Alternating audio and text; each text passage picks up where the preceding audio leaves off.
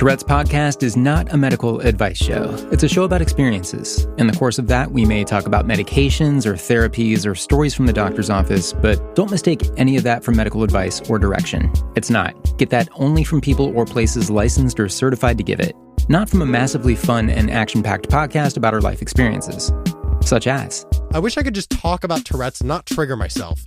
It's just a constant struggle to go, look, I just want to talk about you guys. You don't need to be here. You know, you don't need to be like Nickelback songs. I don't need to remind people of them and then never get them out of their heads. This is Tourette's podcast, made possible with support of the Tourette Association of America and part of the Geeks Rising Network.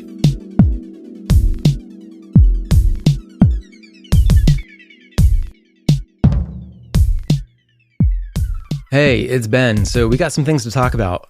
And I was a day late on getting this episode out because I wanted to take a little bit of extra care with this one. So episode 4 of this season kicked up a lot of interesting feedback. Some of you were into it, fascinated by it. A couple of you were very much nonplussed by it. If you missed it, on episode 4 of this season, I brought on a couple doctors who people in the science community were vouching for. And these are names I know their names. I've seen them on scientific papers. Doctors Tamara Pringsheim and Davide Martino had done some work on the TikTok stuff that's been happening, where a big swell of young teens were suddenly presenting tic-like behavior out of nowhere, some quite severely, like severe tics coming out of nowhere in these teenagers after having no past history of ticking. And this is something that was happening over the course of 2020 and still happening now. Mostly young women, teenagers. What's going on? Why are so many people suddenly presenting like they have severe Tourette Syndrome out of nowhere? And the doctors made a connection to some personalities on the social media video sharing app TikTok and Instagram as well. Some teens were even exhibiting the exact same specific individual tics as these social media personalities. So there are people on TikTok and Instagram who have this Tourette content, and some of it is very dynamic. A lot of ticking being portrayed. But some of these tics, like as it goes with Tourette syndrome, like your tics might be really specific, or you might have a word that you say that's, it's very specific to you. But some of the teens, again, exhibiting the exact same specific individual tics as these social media personalities. So does that mean they're faking it, emulating it for attention? Like what's happening? We have to be careful about this, especially when it comes to young women. Again, this is mostly affecting young teenage women who tell me all the time that they don't feel taken seriously when they go to the doctor with symptoms, that they feel dismissed, or the doctor says, oh, it's nothing, or you don't have Tourette, or whatever. Women testified to not being taken seriously by doctors. But the takeaway from the doctors, from the scientists on this episode, was that the teens indeed don't have Tourette syndrome, but they're not quite faking it either, that this is something else. The doctors diagnosed it as functional tic-like behavior. Not Tourette syndrome, but functional tic-like behavior. So since that episode aired, I've heard from you. A mix of people totally agreed with the episode. They were satisfied with that explanation. Others were not. Here's a message I got from a listener named Carolyn. Quote, I just heard your latest episode of the podcast, and to be honest, it left me kind of devastated. Like I kind of want to create a transcript and go through it and create a detailed rebuttal and insert some quote-unquote methodologically questionable marks, but that's fairly pointless. I'm pretty confident on my opinion of the evidence surrounding functional movement disorders, but as I am a patient, I'm pretty sure no one would care. But just some of those statements, and here Carolyn is quoting from the podcast things that the doctors said. Quote, there was a female predisposition for difficulty in adolescence more than in males. And again, that's Carolyn quoting from one of the doctors. She goes on to say, it just took my breath away that this was left unchallenged. Is it really a female predisposition, or are we living in a sexist society? With autism and ADHD, there is a huge underdiagnosis problem in women, and now tons of women getting diagnosed in their 20s because of that. How do we know it's not just all the girls that have been missed because of some medical biases now stumbling on the concept of TS for the first time, hyper-focusing on themselves, while already having extreme stress and no facilities to deal with ticking because no one even told them they have tics? Not saying that's what's happening, because I have no data whatsoever. But not even considering medical bias against women? Really? In a podcast that even comes up with the concept of hysteria, which, as far as I can spot on the Wikipedia, affects mostly teen POC girls, And this repeated explanation of, quote, this is behavior mimicking Tourette, but involuntary, but for attention. This just leaves me seriously questioning if this is a case of Emperor's New Clothes, because this explanation is obviously absurd, and always implying that it's faking, but not really saying it. You know, the same thing basically happened to me just 2 years ago, pretty much. And just this year, I could find an article by the same doctor who diagnosed me with FMD, which would stand for functional movement disorder, claiming that we, as in people diagnosed with FMD, were faking tics to get away with touching people's genitals, which just leaves me shivering because this is just such an evil line of argumentation. I'm probably not being fair to you here. They're scientists, and it should be on them to get this stuff right. But in this one instance, I really wished that you had included someone to inspect this from a feminist and patient advocate perspective. Let me add that in respect, the only thing I really liked about the podcast was your closing statement, which was lovely. Still love you in a listener sort of way, and I absolutely adored the episode you recorded with GoGo, and I'm extremely grateful for you doing this podcast. Thank you. End quote. And that's from Carolyn, taking issue with episode 4. And one thing I want to say about the hysteria piece really quick, I should have done some more research before using that word, because I know the sexist history behind it. What I was talking about was mass hysteria, and informed by a couple podcasts I had listened to and some articles I had read that about, I guess, cases of localized mass hysteria, which is called something else now. There's better terminology now. But in these cases, it was a very generalized thing. There was no break between men and women. So that's what I was referencing, and that's kind of where I was on that. And I admit I should have pulled back or clarified what I was talking about more, because that can be a painful word. But for Carolyn's other points, I reached out to the doctors to ask about some of this, and also the perspective that women experience difficulties with diagnosis, and including with Tourette. So Dr. Pringsheim wrote me back, and here's what she had to say. I think the essential point here is that we do not suspect these young people have functional tic-like behaviors rather than TS because they're female. We have many female patients with typical TS. 20% of our pediatric patients and 35% of our adult patients are female. We make the diagnosis of functional tic-like behaviors because of the rapid onset of symptoms and the phenomenology of the tic-like behaviors, which are totally out of keeping with the natural history of Tourette syndrome. Some of the young people we've seen, I'd estimate about 15 to 20%, have a history of mild, simple tics in childhood and have now suddenly developed functional tic-like behaviors with similar phenomenology, but the majority have no history of tics. Hope this helps. End quote from Dr. Tamara Pringsheim. And so circling back to Carolyn, just to make sure our points are covered from the guest and listener perspective, and Carolyn, again, was the listener who wrote the email taking issue with the episode. She wanted to clarify from her viewpoint that the no history at all factor with these tics in these specific patients is, quote, relative. She goes on to say, quote, in my case, a lot of stuff wasn't discovered, including my very dire need for glasses, something that's basic as hell, because of, let's say, a not very attentive family. I think that marginalization vectors in general will decrease the likelihood of having such a history. Thank you very much for staying on top of this. I really appreciate your effort to create an inclusive podcast. And so that's from listener Carolyn with some challenging thoughts about episode 4. And I did hear from some other people who took it further in the other way and were saying, like, no, these people are obviously faking it. Their tics are just too appropriate. And I'm personally, I guess, reserving judgment just because, I don't know. But the conversation this has brought up has been interesting and educational, definitely for me. And on that, so here's something. I got a couple comments from people, and this is something I've gotten since the podcast started, and that's asking about why TS seems to affect certain people and not others, which is already kind of erroneous. TS, Tourette Syndrome, can affect anybody, any country, any race, boys and girls, men and women. And so the comment or question I get from time to time is, why do we think of Tourette as something that impacts boys more than girls? The follow-up comment is usually something in the vein of what I mentioned earlier, the testimony of women saying they haven't been taken at face value or seriously or never even make it to the doctor, when presenting symptoms. And when I say never even make it to the doctor, sometimes there are family dynamics and things like that Carolyn was talking about. So there is some science on this as it relates to TS and boys versus girls, men versus women. So what I'm doing here is assuming the role of reporter, trying to talk with the people who are acclaimed as expert in the field and telling you what they said, or just straight up doing an episode with them like we did last week with the doctors. And we do know doctors who know and recognize the narrative that women haven't had the same experience in diagnosis as men, here's what the science says right now on this. And my source here will be Dr. Christine Connollia, who is an assistant professor at the University of Minnesota, Twin Cities Department of Psychiatry and Behavioral Sciences.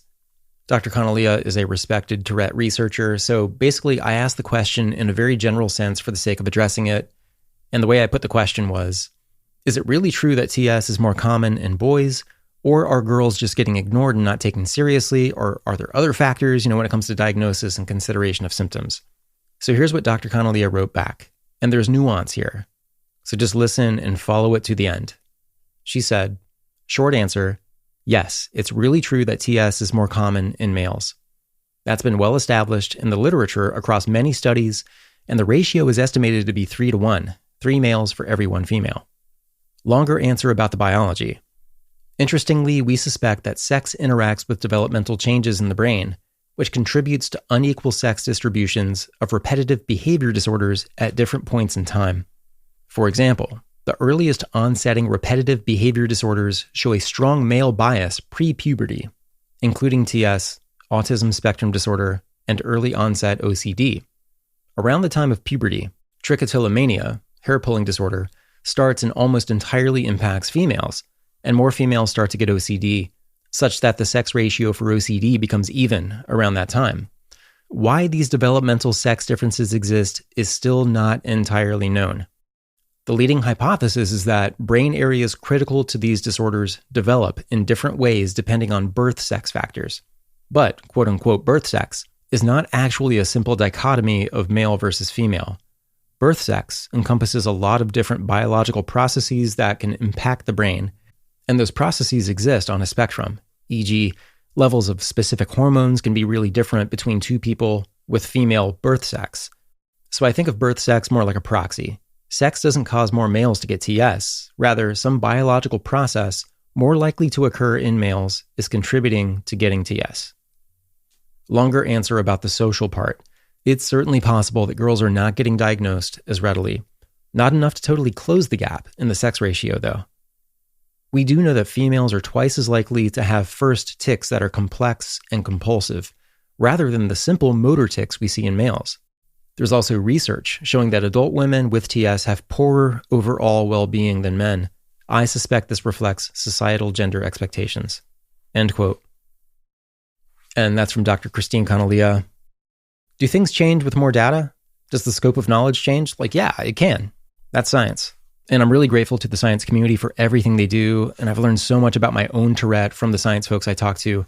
But they do want your voice and participation, your input, so we can consider what's happening and become more knowledgeable all the time about what's happening in our brains. My dog is drinking water in the background. I'm just going to keep recording.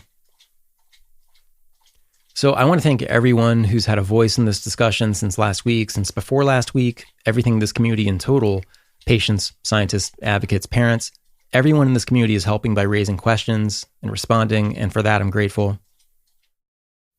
I definitely love what we just talked about in the bonus episode this past week about Oliver Sacks and how his practice was patient-centered.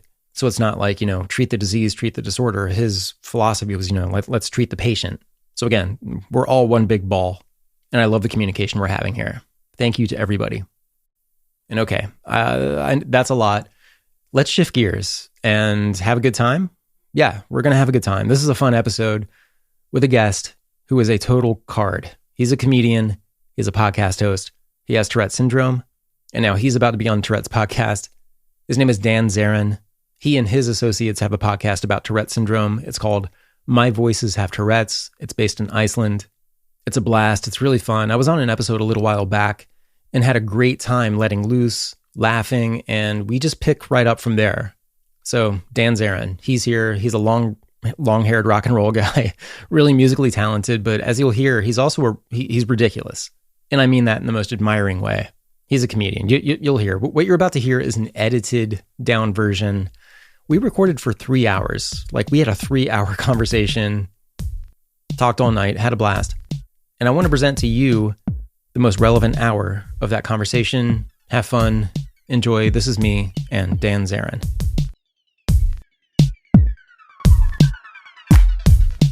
My name is Dan Zerin. I am living in Reykjavik, Iceland, and I am a Tourette comedian, musician, living person, creature, thing.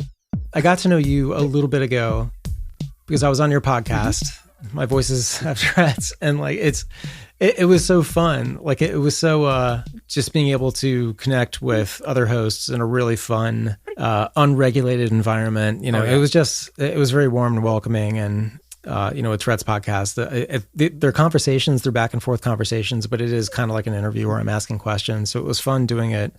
Very similar format with you guys, where we're just we're talking and it goes wherever it goes. Could you talk about your podcast a little bit and who's involved with it, how people can hear it, that kind of thing? What are the basics? For sure. Well, so to kind of give like a brief back. But by the way, I realized I didn't have this tick the last time we talked. I'm not sure what bird it sounds like. I started describing it as a parrot, and then I'm like, well, it's not really a parrot. And then I called it a cockatoo. My girlfriend calls it annoying. But if anyone knows what bird that sounds like, I'd like to know. No, basically, so My Voices Have Tourettes.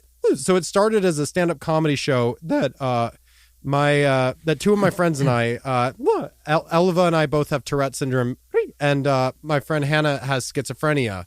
Hence the name My Voices Have Tourettes. And it kind of started because we I know I was, and I know the others, or at least Elva was. We were very frustrated that we weren't getting enough gigs, so we just created our own gig. Because of how successful the stand-up comedy show went, we just kept going, and it became a weekly show for 2 straight years, and we were pretty much sold out just about every single show. We won 4 awards, and then COVID hit. And so we're like, whoa, well, what do we do? You're on a roll. Yeah, what do we do? I mean, we were doing so well, and then it just kind of hit us. We'd been talking about doing a podcast for a while, and we thought this would be a great way, first of all, to keep the momentum going, but also include people that aren't necessarily stand-up comedians, but can talk about mental health, neurodiversity, and disability in, with, maybe the serious side, but also kind of showing that we are trying to, rise above what we have and learn to live with it instead of suffer from it. And so doing it in kind of a fun way, joking about it, having a laugh, but also showing the serious sides of things that maybe aren't talked about enough. And exactly. I mean, it's because I remember kind of growing up, the awareness commercials for not just Tourette, like for really anything people want to raise awareness for, they always show the kind of like sad heartstrings kind of depiction. Yeah. And oh my goodness. Yeah. I guess it can be understandable why, but I remember a documentary, maybe it was like just something that aired on TV when I was maybe 10 or 11 years old, and I was trying to come to grips with my own tics and how to hide my latest tics and stuff like that. Watched this documentary, and the whole thing just had this really sad, like somber piano music, and the whole thing was just like downhill. It just had that feeling, and it's nice to see just something that's just kind of regularly spoken. You take the serious stuff seriously, but it's everything else that is missing from these other representations. I just think it's so fun that you're doing this and continuing it as a podcast, because it's hilarious. Yeah, well, first of all, thank you. We certainly try to be. And I'm so glad you pointed that out, because like one thing that I've been getting very, very passionate about lately is actually autism acceptance. Because I have some of my very, very dear friends are autistic, and like I don't want to take a crap on organizations because a lot of them are doing really, really wonderful things. I think many of them they mean well, but they're going in the wrong direction. And I don't think, I won't name names, but there are autism organizations, for example, that are trying so hard basically to get rid of autism, and they're not putting any effort into actually making the lives of autistic people better. And it really saddens me, and it really makes me kind of furious, really. I get really, really angry about this. because I don't think people are really talking about the right things. And I thought of this because you were talking about the commercials, and I mean there were commercials back in like the 90s that were basically along the lines of showing that autism in children is only basically temper tantrums and meltdowns, and it was showing all of the negative things. And I'm like, well, wait a minute. I mean, I don't want to like romanticize autism, but there's so many wonderful things as well, and there's also and like. Maybe instead of just pointing out the meltdowns, maybe talk about what's actually going on, like the sensory issues. That's something that if you know people who are autistic or, like even in with Tourette syndrome, sensory issues are very prevalent. But, these are things that we talk about, but then you get the scared parents that it's like they go to a neurologist or a doctor and the doctor goes, oh, you just need to do the ABA treatment, which is basically conversion therapy for autism. It's horrendous. But the parents go, well, I'm terrified and I don't know what to do. So I'm just going to do that because the doctor recommended it. Meanwhile, autistic people are like, no, please don't do that because this is awful. And I don't feel like we listen to the people enough that actually have this stuff. And that's why I'm so glad you pointed that out, because I mean, I could talk about this literally for 10 days straight. I think I've said so many times, like the reason I do Tourette's podcast, and I'll say a different thing, but one of the big reasons I do Tourette's podcast is just getting to just have a normal conversation. And yeah, we can talk about Tourette syndrome, but we can talk about anything else. And have Tourette syndrome be kind of out of the way. And we can talk like we don't feel the anxiety and pushback and pressure for like, okay, be normal, because it's not really. Oh yeah, it's understood. Sorry, have you noticed that like, well, when you do something like Tourette's podcast, where you can just tick openly, and no one cares because that's the point of the podcast. It makes you feel so much better. Yeah, I mean, the pressure's off, and I definitely know. I've talked to a lot of Touretters who just they feel no pressure at all, which is awesome. Yeah, I definitely do. Anytime I had to do anything on air, like outside of the context of Tourette's podcast, like a radio news piece or something, it was really, really difficult. Being extremely self-conscious about it. What was my face doing, and it's just. Man, yeah, I could freak myself out. That's such a weird comment. Like, when I'm doing radio things, I have to think about what my face is doing. It's like no one sees you. In that context, it was when I was on TV. Oh, like, okay. I would have to do. Sorry, I should have clarified. I had to do TV news spots sometimes, and talking about politics. And gotcha. My mind would like go blank, and I would. I did okay. I tried not to go back and watch, but I inevitably did. And I would do okay. But the experience of doing it was like just haunted house or something. It just brings a whole new meaning to that like thing of like, you've got the face for radio. And it's just like that. Yeah. Then you do radio and you like your face starts twitching and they go, okay, you know what? Like, I know we got you on here because you got a great voice, but that facial thing, no, that's going to upset our listeners. I don't know how they're going to see this, but they're going to see it. Well, one thing I had to, like with radio, I would do pre-recorded segments, like the stuff you would play at the top of the hour, that kind of thing. Yeah. And like the little like news bumpers. And then I would do live morning segments. And the live ones were, and I guess my boss gave me some good advice, was, like once you say it, it's gone. It's out there. It's like it fell out of the boat. You can't retrieve it. You're just going to go on. And it was nice to take the pressure off of it, just being like, whatever the consequence is, what it is, but you can correct yourself and you can move on. And that helped me a little bit, but I was still really, really, I guess, terrified that a tick would come out in the middle of a word, or especially if I had to say a certain kind of word, where it seemed to like kind of put my mouth in the position that felt like one of the ticks I had.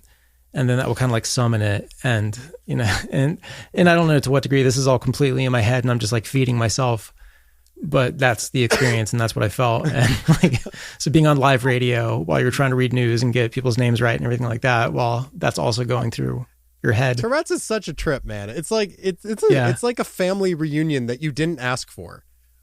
You know, I used to describe tick attacks as being like family reunions, because it's like you get like the ticks that you have now, but then you get ticks that like you haven't had in a long time, or you get ticks that are like brand new, and they're all getting together for like this giant party, and they're just like, hey, all right, so hey everyone, my name is Squeak. The bus just arrived. My name's Squeak. I'll be hosting the party. I'm glad to see you guys. Hey, back, Stretcher. I haven't seen you in a while. Glad you're here.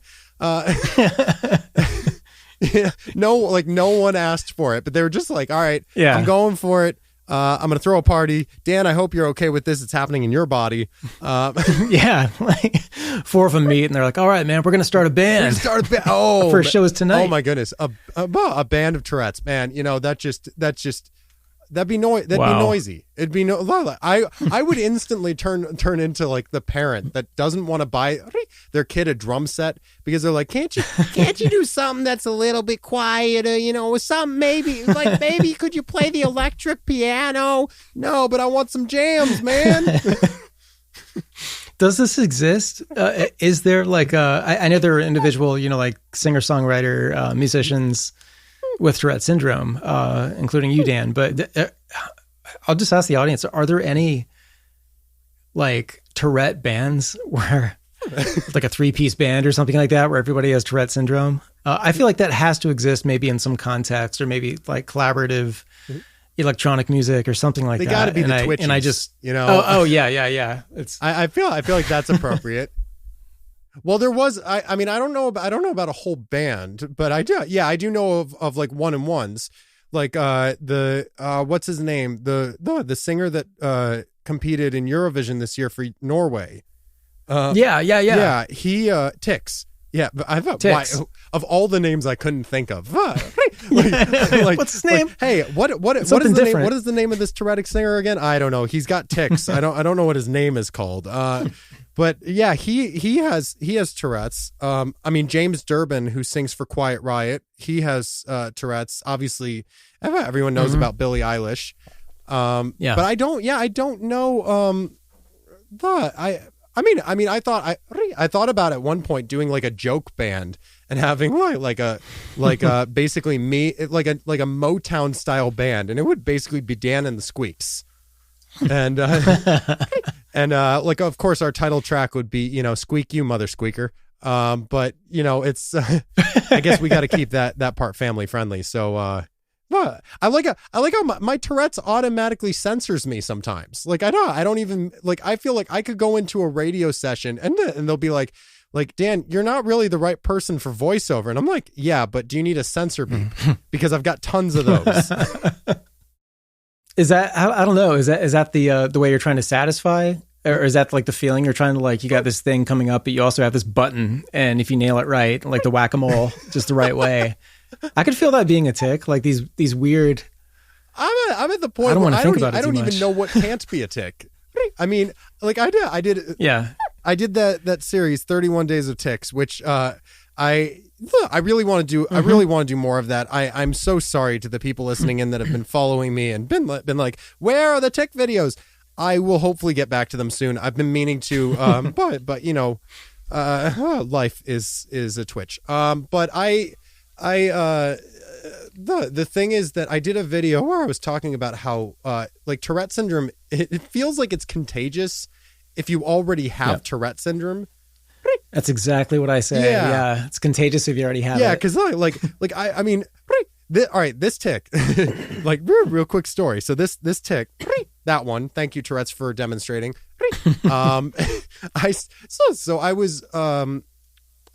was like feeling nostalgic for a video game I used to play when I was younger called Final Fantasy X, and I was a huge fan. It's one of my favorite games. And I went online and I started like reliving the music and everything. And then I decided to play the game again. And there's a character in it whose name is Riku. And literally after I started playing the game, I started like sitting there and I just kept going, Riku, Riku, Riku. Oh yeah. And I was just like, okay, honestly, I'm not really upset about this, but this is Yeah. But this is just really, that's like, it was so quick too. Like it was just, her name was on the screen for like 1 second and I started going, Riku, Riku. Oh man. Yeah. I can see it. I can see how like the Tourette, like tick fishing rod is like dangling Perfect out. Bait. And yeah, exactly. That's exactly Ticbait. what you want. That's what it is. It's Ticbait. Oh, perfect. It has like a percussive sound. It's got like, you know, 2 large structures and these little like beads of sound in between it. Like that's a perfect tick. Yeah. It's, I genuinely get terrified now. Like when my girlfriend is going through posts on Facebook and I read one word and I'm just sitting here repeating that word. Yeah. Like she was, I'm totally gonna trigger this tick, and that's perfectly fine. I'm on Tourette's podcast. It doesn't matter. But she was reading that came out like a siesta thing. But I like so I was she was reading something and the word oh crap. The word pepperoni literally like popped up and I just kept doing that. I was like pepperoni. Yep. Pop. There we go. Pop. It's I get it's okay. Yeah. Do you have I like how I'm like taking over the interview here now. Do it. This is the crossover episode of My Voices Have Tourettes podcast. So no, do you have like any issues like palalia at all or like echolalia? Yeah, definitely echolalia. Yeah. My grandmother used to tell me that when this is like maybe before my first words, where I would be sitting in one of those like playpen things and my grandfather would cough and then I would cough. Yeah. Like I would like hear the sound, take it and then repeat it. And then he would do it again and then I would do it again. And I don't have any memory of this, but very young, had to be like 3 or something like that, 3 or 4. And my other grandmother, I remember saying kind of the same thing, that I was like a mimic. And, you know, I would hear something or somebody say something and I would have to do it in my own voice. And it would just happen. It would just, you know, I can't say it was involuntary, but it would definitely just kind of happen. Right. And I don't know if I'm kind of maybe stepping outside of like the definition of echolalia, but I've definitely had something in that neighborhood. Yeah. Cause I've noticed, I mean, a lot of this stuff started becoming more, I found that like, for me in general, my tics weren't actually that bad when I was a kid. They actually got worse as I aged. And I think it's because I was suppressing like crazy for most of my life. Yeah.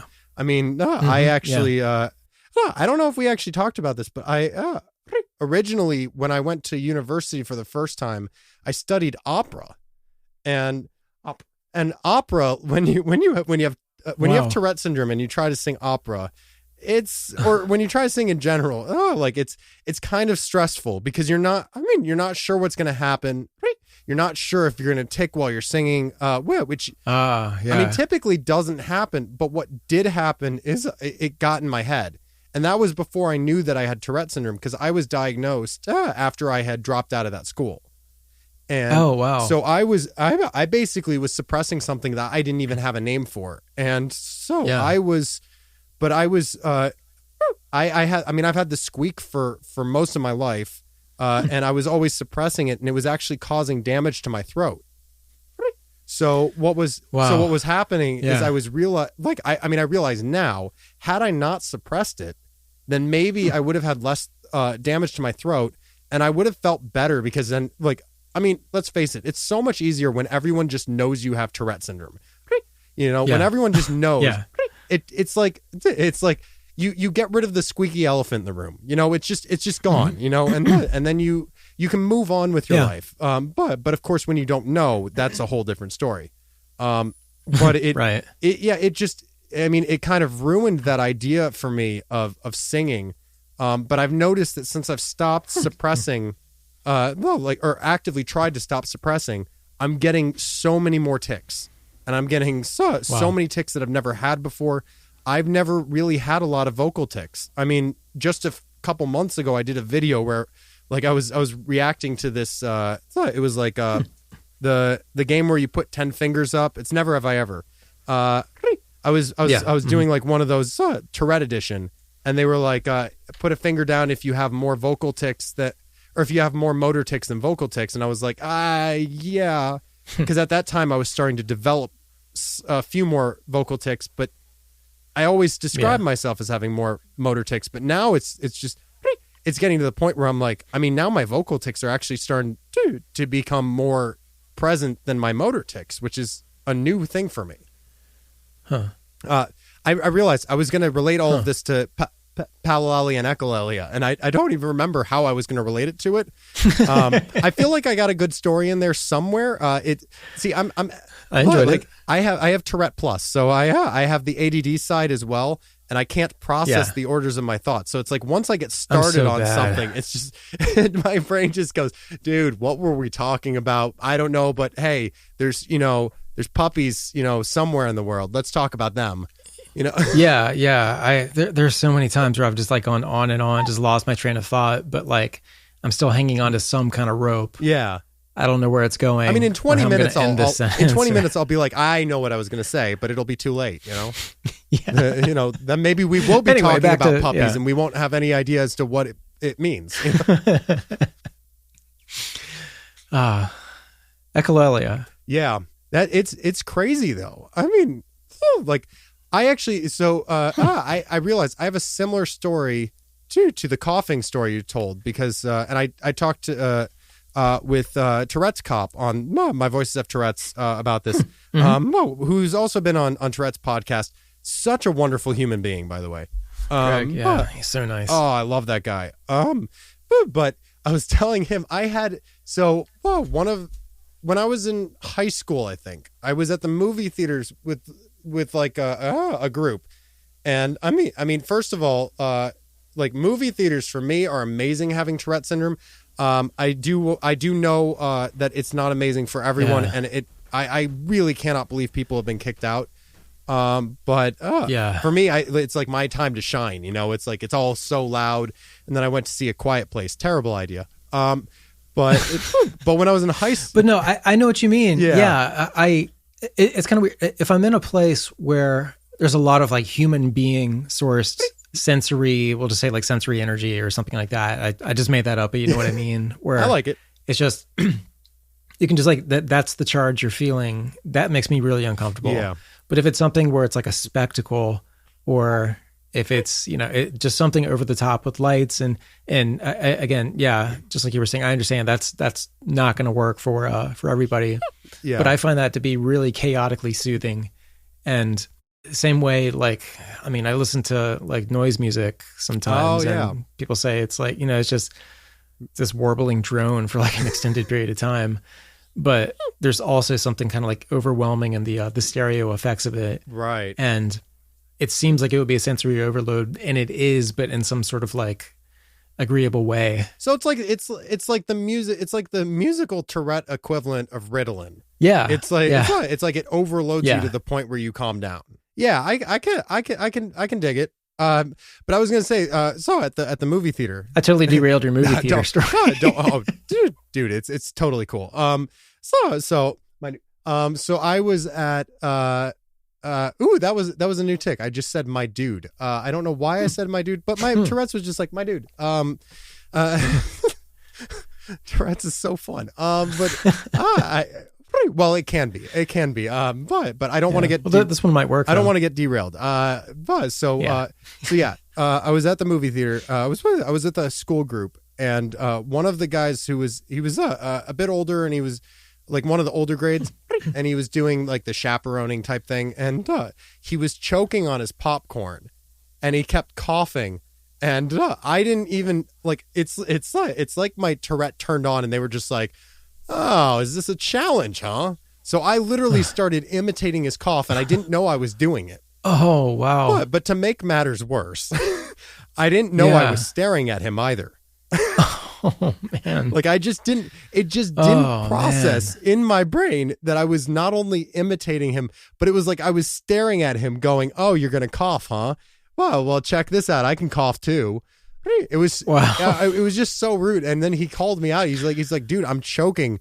And then I like in my head, I was just like, oh crap, what was I doing? And like it just kind of I popped back into reality, and I was just like, oh, I'm choking too. And he gave that like kind of like scoff, you know.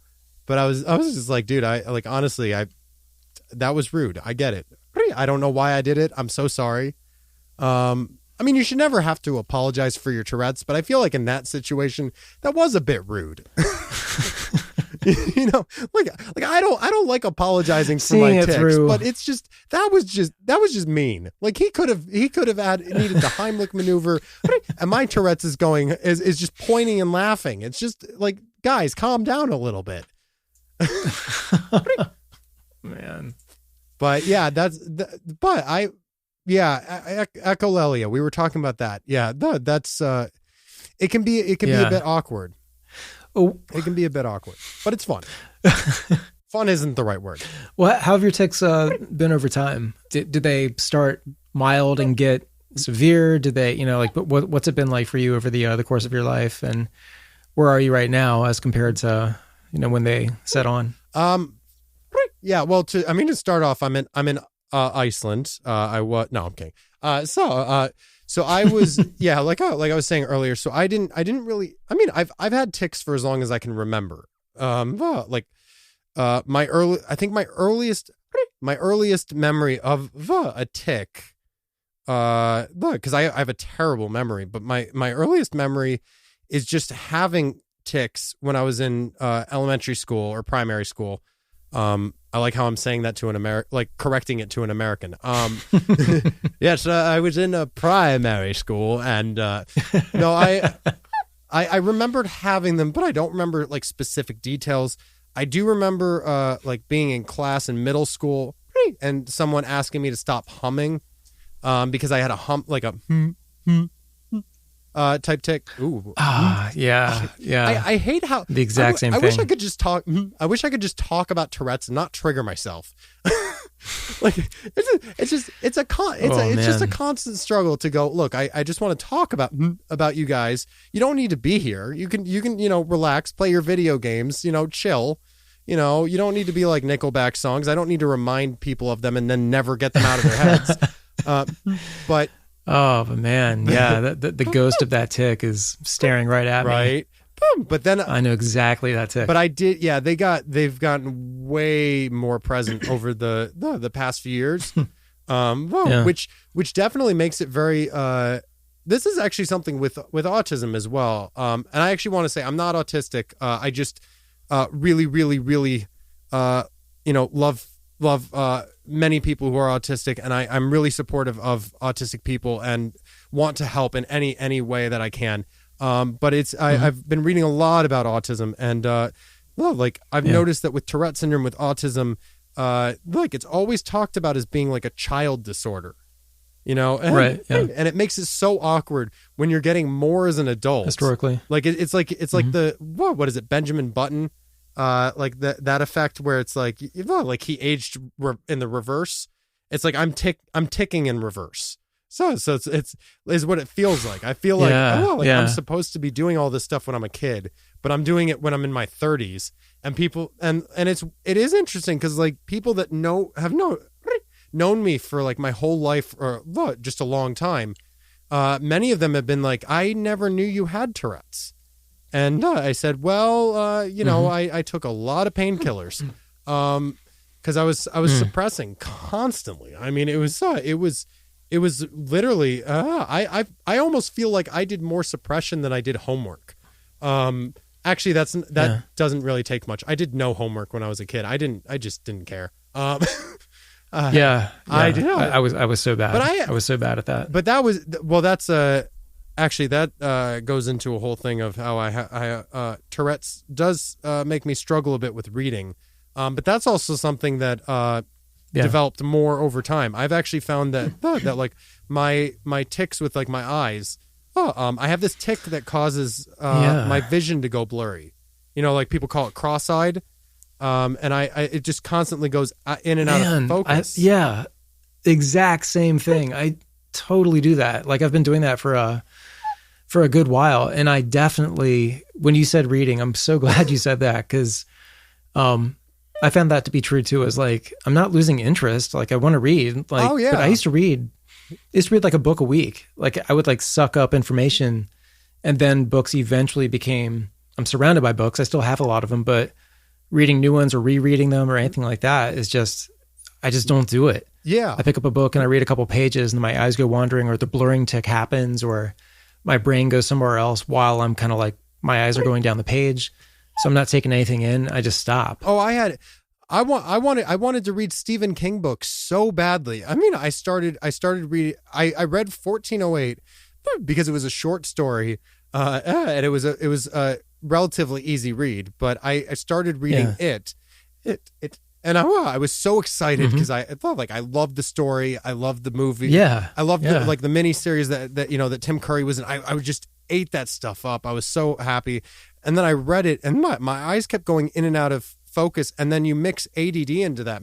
Yeah. And then also, like, you know, I mean, we talked about echolalia and palalia, you know, that stuff. You know, people also don't realize that can be mental as well. You know, like I have that internally as well. So if I'm reading stuff, I might not say stuff out loud, but I'll be saying it over and over again in my head. And I've found that, like, because Stephen King likes to describe everything. Yeah, and I'd be reading like a paragraph, and then my eyes would like refocus, and I'd start reading a sentence that I read like 2 minutes ago, and I'm just like, wait, I already read this. Yeah, totally.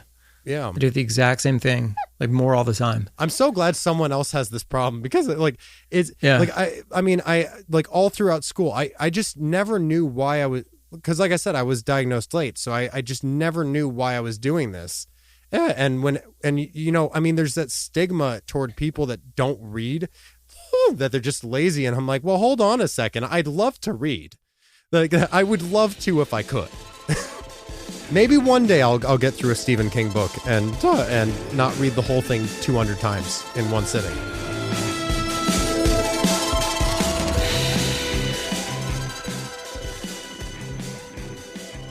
The Tourette Association of America is the premier nonprofit working to raise awareness, advance research, and provide ongoing support to those with Tourette Syndrome or tic disorder.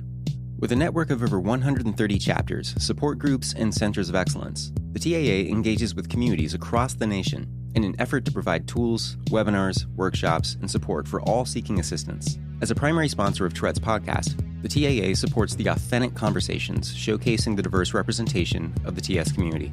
To learn more, visit tourette.org, tourette.org.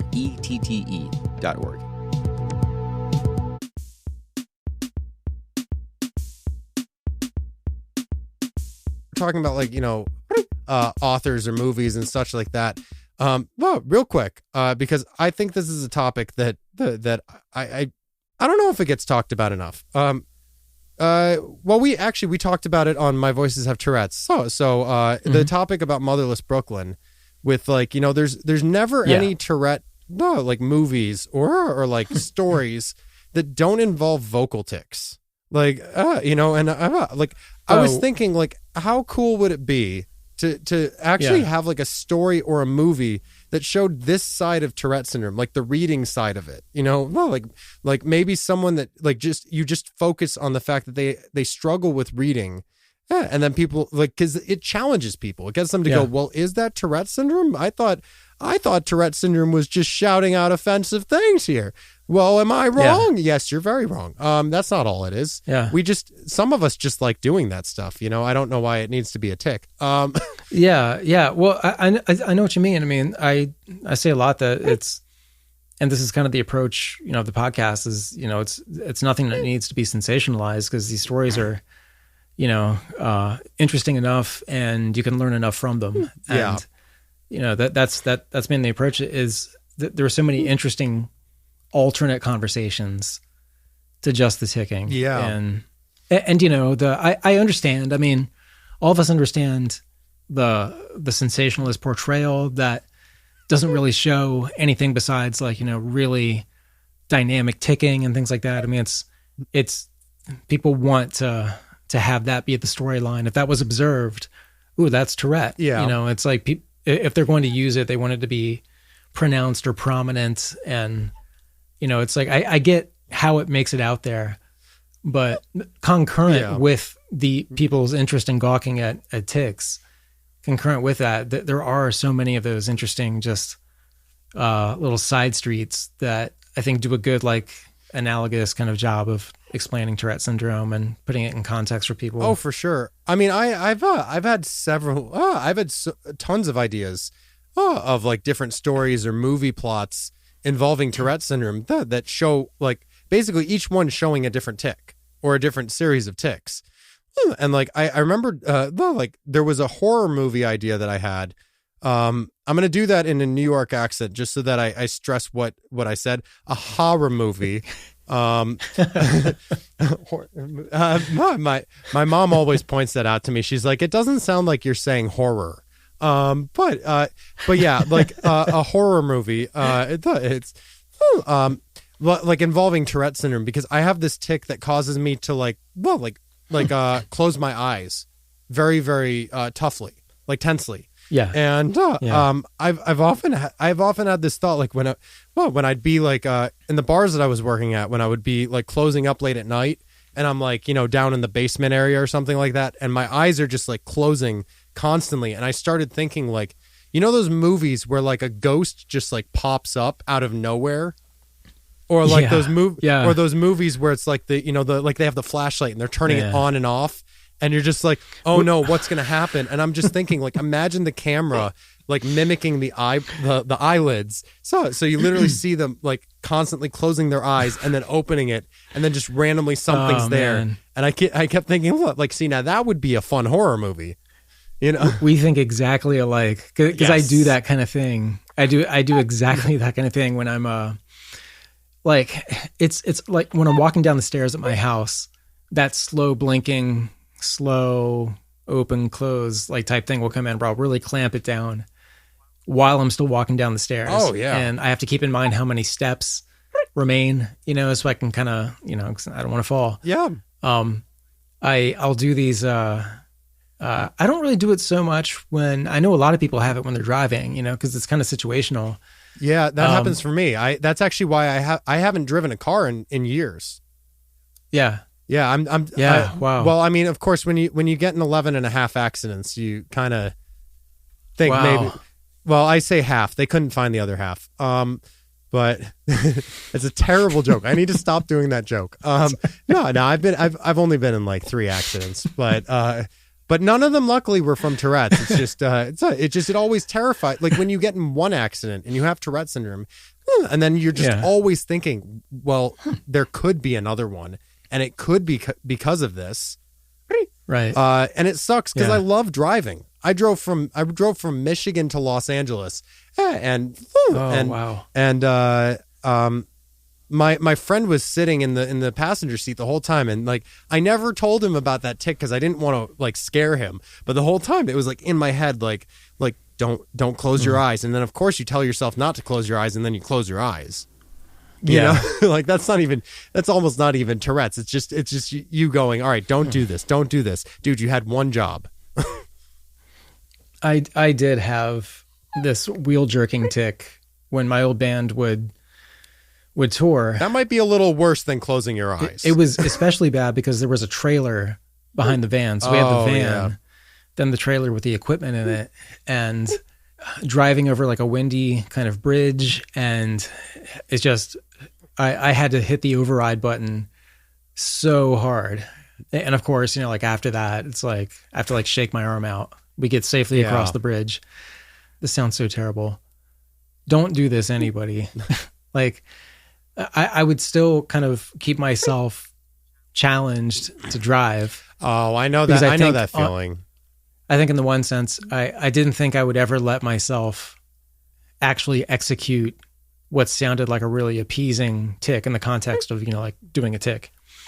And secondly, there might have been, I don't know, on the smaller edge of it would have been some maybe shame in saying like, I don't want to drive the van anymore, guys. It makes me want to do this tic, and like it would just sound so, so I'm kind of placing myself, into my 20-something self and how I was thinking at the time. Yeah. That would have been That would have been weird, like a weird situation, or like, what did he ask? Like he can't drive because of what? Like, and well, it sounds weird then. I mean, now we're just like, well, maybe this would have made life easier. I mean, I also, to be fair, probably would have made the other safer if you said, guys, so I have this like awkward need to jerk the wheel, and they probably would have suggested you not driving for you. See, and they would have taken the wheel in the situation, Well, see, this is the interesting thing. It was like the urge to do it to Tick, but never being pushed to the point of actually doing that. It's like there's something that was. Was it like mild Tourettic OCD?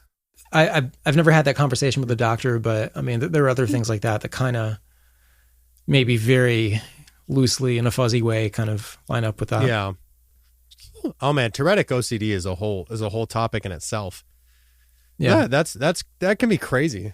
But yeah, no, I haven't driven in a while. I actually also find that like with the eye closing thing, recently I've decided to go mostly sober. I say this, and I don't really drink that much anyway. But I decided, like, I got to the point where I realized that alcohol was like negatively affecting my tics to the point where like, I mean, if I had like a few drinks, it's like that's fine. But as soon as I started getting drunk, then like I'd start getting more vulnerable to tic attacks.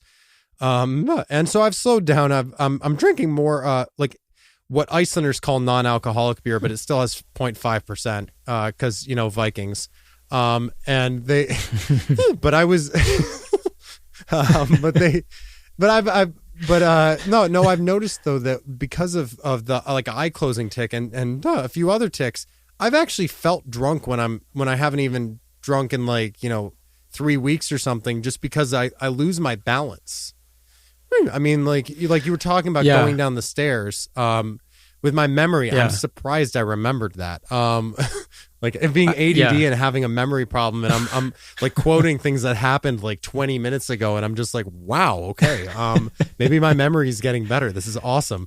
But it's like, walking down the stairs. I've had times walking downstairs where I'm like, I fumble almost, and and it's just because I feel like off balance. I do the exact same thing. And it's weird. I often think about, let's say I got pulled over for a taillight being out, and the officer, like wants me to like walk the line. Right. I feel like I would fail that test so badly. I feel like I would just go into this like, you cannot balance anymore mode. Not to mention with Tourette syndrome, we look like we're on more drugs than the drug dealers they pick up. Well, there was a session at the Tourette conference. I'll link to it in the show notes, but it was about interactions with law enforcement. If you have tics, or maybe something that might present to the uninitiated as something that might look kind of threatening, and what do you do? And it's a terrifying thought. Yeah. Oh yeah, totally. Like, and I joke, but it's genuinely. I mean, like when I was driving, I've been pulled over like a couple times, and both times I'm just like he's gonna think I'm on something. I mean, I'm not gonna know how to like. I mean, of course, that was when I was suppressing so much that it's like I got like covert about stuff. I got sneaky about like doing it when people weren't looking or something like that. But I got terrified. I was like, I'm about to, go to jail because they think I'm drunk. Yeah. Yeah. I have that. So I think more in sensitive situations where maybe I'm in an airport, I always I have some bad stories about just being nervous in airports. Airport anxiety. I've been stopped by airport security at every single airport I have been to, except for the Reykjavik airport, and that's because they don't have security. Airport security, like airports in general, they stress me out so bad. I've definitely talked with other people in the Tourette community who've had experiences where they've been pulled aside or accused of something, or I mean, we heard from Maggie. This is a few seasons ago, where she was pulled off a flight for having a dog, and it was one of her tics, and they're like, just where's the dog? And like, we have several people saying you have a dog, and it was her tick that sounded like a dog, and people were reporting it, and she was detained. To be fair, that's a little impressive. I mean, she sounded identical to a dog. That is a talent. Yeah, if that was the intent to make that situation happen, that would have been amazing. I'm not trying to be insensitive. I don't want people listening to this going, that's a bit rude. I just, I love seeing the optimism in this stuff. I think it's important. And that's been something we've talked about, like, sort of like within our own context, understanding one another. We can kind of, everybody's going to be different. If you prefer zero jokes about Tourette syndrome, even within the context of people kind of joking about their own situations. I'm a comedian, but I will never joke about someone's tics if they don't want it. I will never. Yeah. I'm a very, very, look, I try to be as respectful and understanding of every single person I meet. It doesn't matter who they are, where they came from. I try to treat everyone, equally, but but I'll tell you what, though. I mean, I remember... You respect people's boundaries. Yeah, but, like, when I get someone on the podcast and they just start joking about their own tics, I'm like, oh, you gave me full permission here, man. I am... Open the gate. You opened the... I think it was Craig that called it the Tourettic floodgate. Yeah, So... That's I use that so much now. I love that Tourettic floodgate. Craig, thank you so much for that. It is gold. Oh, that's good. But you were saying, yeah, I mean, but that's the thing. With all this stuff, I mean, people. That's the thing. People don't think about these situations. There's a lot of situations that we could be in.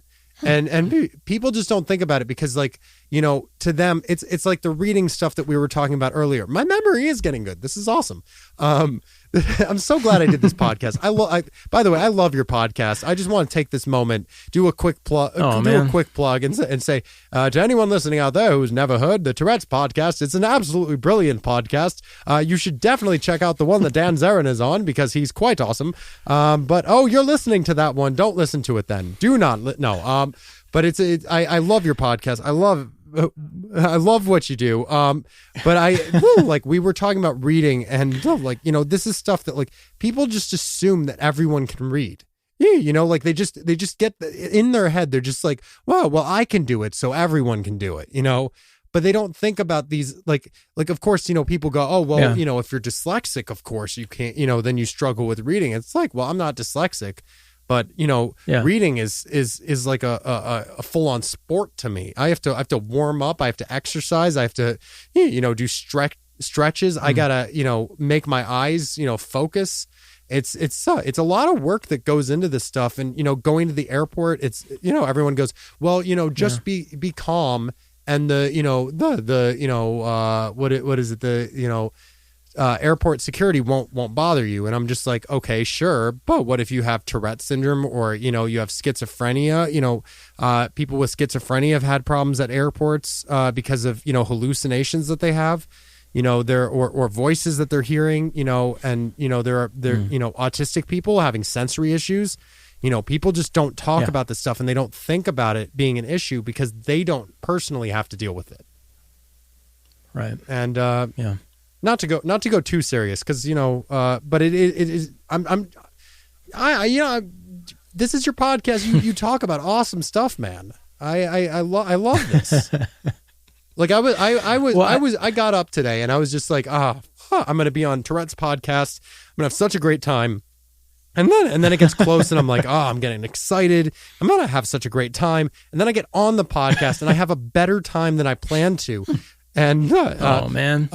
Although can I share one story that has nothing to do with anything that we've talked about? Yeah, you can say whatever you want. You have carte blanche here. I got lost in Iceland today. For 2 hours. I have lived in this country for 6 years. I went to the countryside and I got lost for 2 hours. I went to see a waterfall called Brorfoss, which is like anyone traveling to Iceland. Absolutely check this out. It's one of the most stunning things I've ever seen in my life. But we got to the waterfall and we did this hike. It was like a 30-40 minute hike or something. At least it felt like it. And then we get to the waterfall and I see this path like off in the distance and I'm just like, we were talking earlier about like hidden gems in Iceland, and I'd never been here before. So I was like, I wonder if there's like a hidden gem that way, because no one's going down that path. And I looked at my cousin was with me, and he's in town, and no, one of his friends. Yeah. And I was just like, hey, you guys want to check out that path? Let's just go on an adventure. And they're like, yeah. And then we walk for an hour and we're not seeing anything. And I'm just like, was this literally a road to nowhere? And then it was like we got to a point where we're like, okay, we're going to turn around. And I don't remember there being any forks in the road, but there were forks in the road. And we took the wrong paths going back. Literally what looked like one straight path. We got lost for 2 hours. It was like I was in a vortex. I mean, it was like we would walk down a path and then be like, wait, no, we have to go back the other way we came. And then we'd turn around and be like, wait, this doesn't look familiar. Yeah, totally. Like, where are we? But finally we did make it in one piece. So I don't know why I wanted to share that, but I was like, it happened to me today. I was like looking forward to it. Like we got to like an area that I was just like, man, if this was a horror movie, I'd be dead. Like I'm just lucky this is Iceland. The sun doesn't go down in the summertime, and there's like no crime here. And I'm like thinking, oh, I'm so lucky. And then a bird comes down with a banjo, and I'm just like, okay, I'm gonna die. We said you've been in Iceland for 6 years. Like what's your occupation in that 6-year period? I mean, so I know comedy is your calling. Is that what you're able to so is you interact with a bar as well, right? Like, is it just maybe like talk about your life in context in Iceland? Yeah. So. Well, let's see here. So, I mean, I've worked as a bartender in Iceland. Right now I'm working with the, I co-run the Secret Cellar Comedy Club. So we're basically doing shows at a club in Iceland. We run all the shows that happen there. And so I've actually taken a step back from bartending for a little bit. But we're running shows again. That's enough for me. Just that's cool. Just getting back on stage, and not like, look, I enjoy the Zoom gigs. I'm one of the only comedians that actually enjoys them, because I look at it like playing acoustic guitar as opposed to electric. You get good at Zoom gigs, you'll get even better at the in-person gigs. And But being on, there's just something about being on stage that's so much more special. It's so, like having people in person and getting to interact with the crowd, even if you're not interacting with them, you are because you're in the room with them. Yeah. And it's just so nice to be able to be saying that I'm doing that again. So comedy is kind of like the main thing that I'm doing. But I have recently gotten back into music. I spent my whole life wanting to be a musician, and then 6 years. You're amazing too. Thank you so much. You're so good at guitar. Like the stuff you've been posting on Instagram is awesome. It's phenomenal. Thank you so much. I appreciate that. The thing is that 6 years ago I moved to Iceland, and like shortly after that I kind of stopped writing or playing music, and I don't really know exactly why. I just kind of did. Which was very weird, spending your whole life just wanting to travel the world playing music and then stopping out of nowhere. Right. But I was recently, there's a friend of mine who I interviewed on my Voices Have Tourettes podcast, Heather Eriks. She has prosopagnosia, which is facial blindness. And, but she's right. Yeah. That episode was amazing. Yeah. And she, well, I learned so much from that episode. There's actually 2 episodes that we've done now with people with prosopagnosia, and absolutely check them out to the listeners. It was Heather Eriks was the first one, and then there was also Fiona Reed in the episode "Faces Are Overrated." Both were so fun. That's the one I heard. Yeah. That's I'll link to these things in the show notes. Oh, good. They're so good. But and again, this is on my Voices Have Tourettes, right? Yes. But Heather, so she is she's a musician in Iceland. She's a singer. She's quite known in Iceland as a singer, and she did the podcast. And I was talking to, I don't remember if I actually put this in the actual episode or if I edited it out, because there was a moment where we were talking. I can't even remember. Maybe it was even after we finished recording. But I was talking about music and the music that I write and how I never release anything because I typically write when I'm in depressive episodes. So I don't, so like I use it as a coping mechanism. And I'm also a very, very bad perfectionist. So I struggle real hard with perfectionism. And so she cuts me off and she goes, do you want me to give you some advice? And I'm like, yes, please. I mean, I'd love to get to a point where I can actually release stuff instead of having anxiety about it. And she's like, just write a song. Dude, don't even care. Just write a song, finish it, record and release it, and then move on. And then go to another song. Because before you know it, you'll have like, 50 songs that you've written and you'll be proud of them because you got them done. And I noticed that because I'm actually, I'm planning to record an album this year. I'm hoping to release it this year. I'm saying hoping and probably because planning to, because I'm not sure what month it'll be released. But mostly because I'm trying to figure. I've got a guitar that needs to be fixed up, and I need to raise money for it, and I'm trying to figure out if I'm going to do a crowdfunding campaign for it or if I'm going to do Patreon. I'm not really sure yet. But yeah, so I basically took what she said and I was like, you know what? I'm going to challenge myself. I'm going to do this. I'm going to record a 4-song EP, and I'm going to get the songs together. I'm going to record them. I'm going to release them. And then I'm going to be able to say that I recorded and released my very own solo album, which I've never done.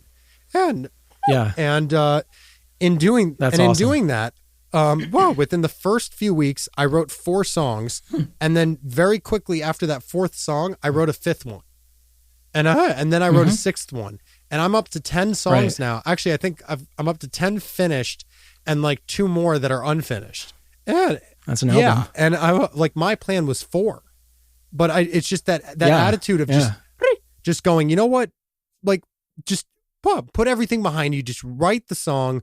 Just put your heart and soul into it. But just write it. Get to the end of it. Move on. And I'm actually finding that in doing that, I'm more proud of what I'm writing because I'm not paying so much attention to it, and I'm just writing based on how I feel. And that's actually what I'm using. Like this whole album.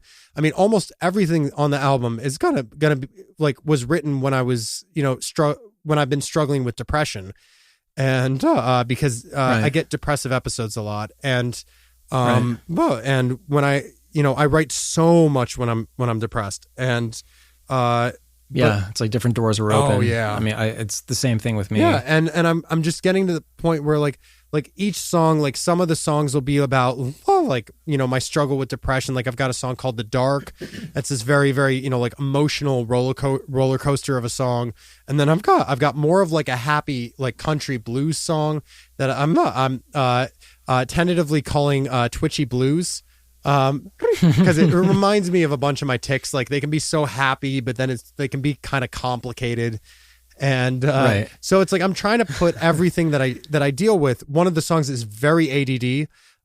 So it's like I'm trying to take everything that I've struggled with in my life and just kind of represent it in music, and just kind of put it out there. And like I came up with the title "Happiness is a Mask" because I've always used that like I've always kind of pretended to be happy when I'm not.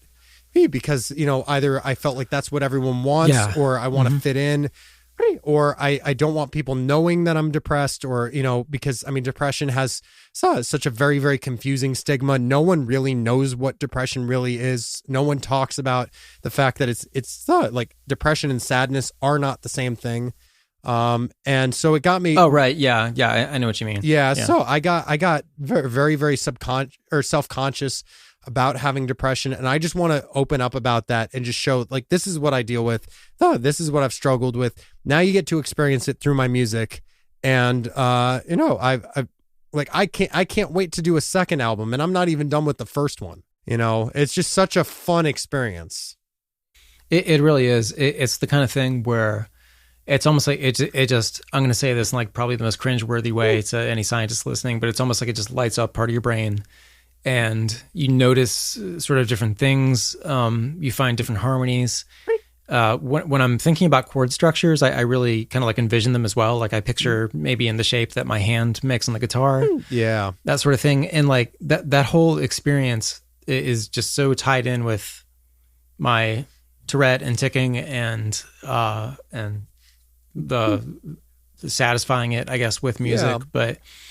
But one thing I would do is, I'm not saying this was great, but it was fun, is I would challenge myself to write, record, mix, master, and release an EP of songs, like written to released within a day. Oh yeah. And so what you were saying about like kind of like following just what kind of feels right or what feels good, that was kind of the goal of this, of like, don't overthink anything. Follow your first instinct. Whatever you think should come next should go here. Whatever, sort of whatever syllable structure of word, would sound really good right here. We got to think of a word, then we'll anchor all the words around it. And like, that was such a fun process of just kind of like going at it and not worrying because, you're not getting graded or, you don't have to release it if you don't want to. Yeah. But I did it just for fun, but that whole process, and it made me want to do more. So I did it again and again. And it's such a blast. I feel like it's almost like exercising parts of your brain that haven't been visited in a while for me in my case, for sure. Because I was kind of dormant with music. And as soon as I started doing that, it was like, boom. And another thing I'll say too is, I was recently going through a really, really bad depressive period. And I hadn't been listening to music in a while. The amp inside my car, like it blew up, and it like literally I wasn't able blew to listen up. to music. Oh, like there was a full-on explosion in your car, but you survived. Oh, figuratively. Did you? I ran from the vehicle. Tourette's before or after the explosion? I'm exaggerating a bit. The amp it blew out, failed, and so I was driving to work, listening to nothing but like the sound of the road, which was kind of nice in a way. But I was kind of like out of touch with music and losing touch with music and even losing interest after a while and putting something on. And so I'm in this depressive period where I don't want to do anything like at all. Right. And then automatically, as like an autoplay on YouTube, it was one of my favorite albums. It's this band from Spain called Aina. They were like a early 2000s kind of AC/DC influenced, kind of indie rock band, really, really good. And they had this album called Bipartite, and I put it on, and it like completely immediately changed how I felt. It like evaporated. And by the time I got like deeper into the album, I was like happy. Yeah. And it sounds so corny. It sounds so corny to talk about, but like it really just like, I've always had this connection to music, and I'm bringing this up because I feel like it's been the same for you, is like, you definitely have these like, if not synesthesia, just something that you really like full on physically feel, when you're involved with music and you're making something, you kind of have that high of music or whatever. There's such a weird thing. Whoa, sorry. There's such a weird thing with music. I mean, like, I've mentioned like just the occupation, music therapist. I've mentioned that before, and people have laughed because they don't understand what that entails. There's a huge thing about music therapy and how music actually can help people and really, really has a huge impact. And people don't realize that, people can say like, oh, I like a song or I don't like a song, but at the end of the day, a song that you don't like might actually completely change someone else's life, and there's one of my favorite albums of all time, and this is not a guilty pleasure. I love this band. I love this album, is Ixnay on the Hombre by The Offspring. And the reason I love this album so much is because of how they did the album. Because the album literally starts off with, I think it's the singer from the Dead Kennedys, starts off Jello Biafra. Yes, it was Jello. Yeah. He starts off the album with literally a disclaimer for the album. Just like, ladies and gentlemen, welcome to the disclaimer. And it does this whole silly disclaimer about like at the end of it, it's basically like, if any of this offends you, just don't listen to it. And but it's like a really silly way of doing it. And then the whole album is like the process of life. So it's like it goes through like the really silly stuff, and then it goes through like the heartbreaking song Gone Away. And then in the middle of the album, there is a full-on intermission. They had an intermission song where they just had a guy go, "Welcome to intermission," and then just like that da da da da da da da da da, and every once in a while the guy's just going, intermission, and it's just, and then it goes to like like that these sides of life, that like people don't, or like that people like with like problems that people have, and it's just talking about the struggles of reality. But it's like the way that they go from the beginning to the end of the album is just so brilliant. And I think that album just had such an impact on me. You're just thinking of man, you can have so many emotions in an album, and no one will even think about it.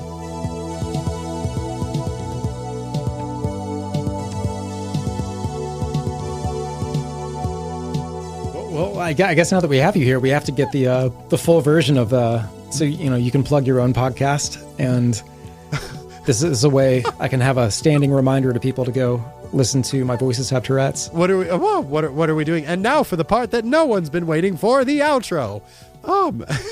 I guess. Hi everyone, I'm Dan Zerin, and you've been listening to My Voices Have Tourettes. No, we're not on My Voices Have Tourettes. Let me try this one more time. Johnny, can we roll the tapes back again? Thank you. Hi everyone, my name is Dan Zerin, and I'm from My Voices Have Tourettes. And you've been listening to My Voices Have... Damn it, I did it again. Johnny, can we cut? Can we cut it? Can we cut it? Yeah, no, I just want to tell them to listen to My Voices Have Tourettes. Can we do that? Yeah. All right. One more time. All right. So, yeah, my name is Voices Have Dan, and we are listening to you know what? Listen to My Voices Have Tourettes. It's cool.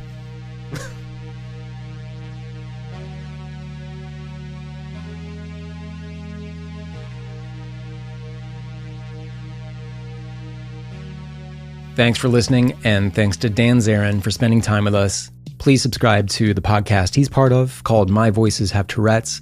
I'll link to it in the show notes with this episode at tourettespodcast.com, and I will also include a link to the episode he did with me if you're interested.